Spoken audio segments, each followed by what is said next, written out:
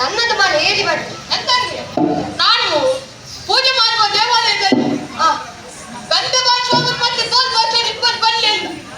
ಮತ್ತೆ ಯಾರು ಬಾಚಿದ್ದು ಬರ್ತದೆ? ಅದೇನು ನಾನೇ ಮಾವಿಗೆ ಎಷ್ಟು ಬೇಯಿಟ್ಟು ಬರ್ತದೆ ಪೂಜೆ ಮಾಡ್ಬೇಕಲ್ವ, ಅದೇನ್ ಮಾಡುದು ಮಾಡಿ ಅದನ್ನು ನಿಮ್ಮ ಅಂತವರನ್ನು ಮಾಡಿ.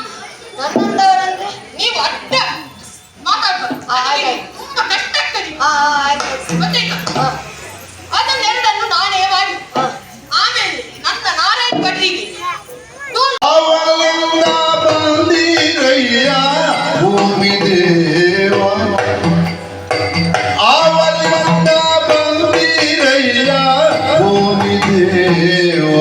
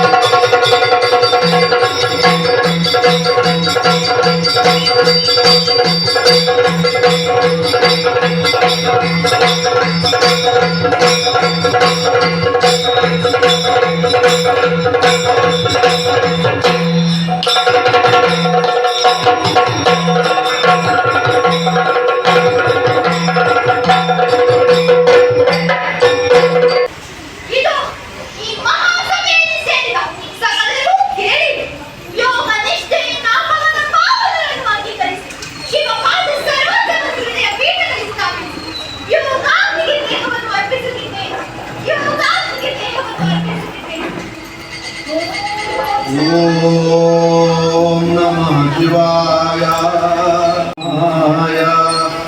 ಓಂ